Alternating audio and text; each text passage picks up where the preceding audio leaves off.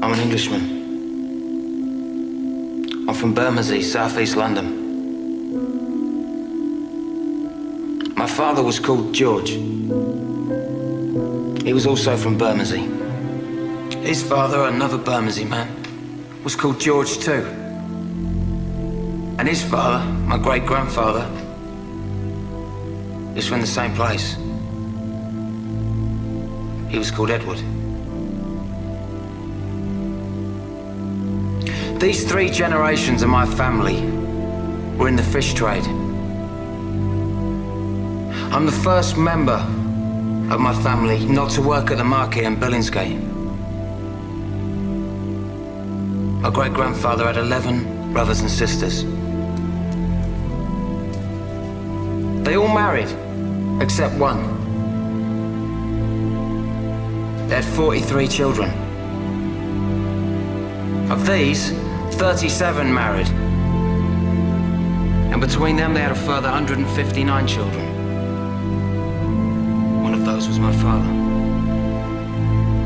I don't know exactly how many of his generation married or exactly how many children they produced. I've so far tracked over 200 of them. Many still live in Bermondsey. Some are still in the fish trade. There are 7 called George and 5 called Victoria.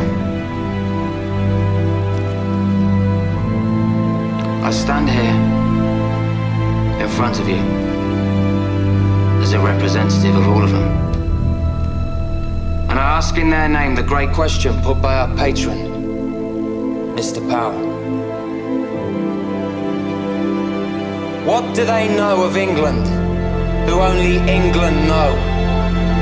Or what can my family who come from England, who lived in England, who know only England, say of this, our country? Mr. Powell once spoke of the destruction of ancient Athens and the miraculous survival in the blackened ruins of that city of the sacred olive tree, the symbol of Greece, their country. And he also spoke of us, the English, at the heart of a vanished empire, seeming to find within ourselves, like one of our own oak trees, the sap rising from our ancient roots. And he said, perhaps after all, we who have inhabited this island fortress for an unbroken 1,000 years, brought up, as he said, within the sound of English birdsong, under the English oak, in the English meadow, beneath the red cross of St. George, it is us who know most of England. And I appreciated him for saying that, because it was as if he spoke for my family, who understand well their own country, who understand even better their own capital, London town, as we used to call her. As we strolled in her parks, as we marveled at her palaces, as we did business in the city, went west for a dance, took a boat on the river. The pale ale and eel pie of old London. The London of my family, for as many generations as I know. The London that within 15 years would be less than 50% white. London where in 15 years, a white person will be in the minority. Am I racist?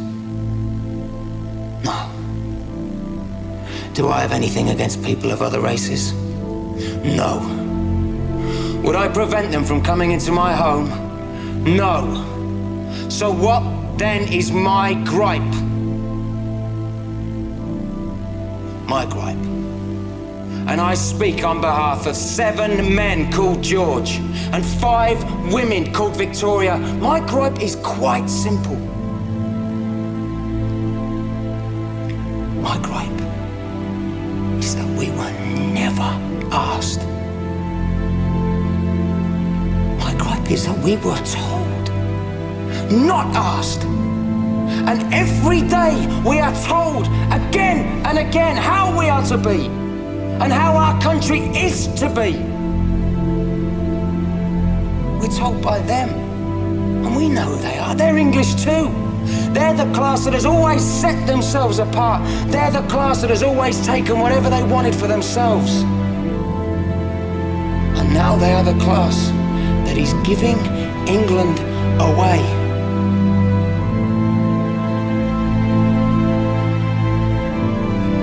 They have never asked us, and they never will. Do we allow them to sell our heritage? Or is it time for us to speak?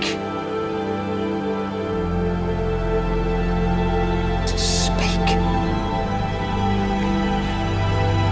To refuse them the right to give away our holy, our bountiful, our only England that has nurtured us naked, grown us as the oak.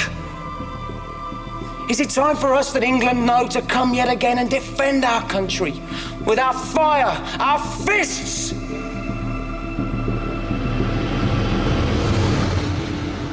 Is it time for our sons to rise again?